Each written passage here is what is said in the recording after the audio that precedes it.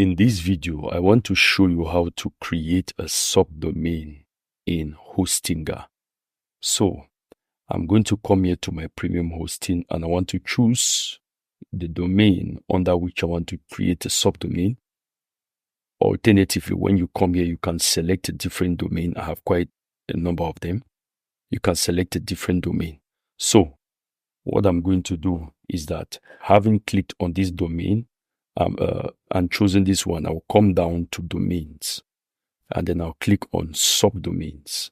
Then I can just click and give the subdomain any name, like maybe myself.donodio.com.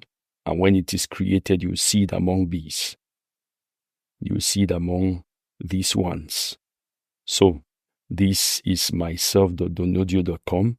That is how to create a subdomain in Hostinger.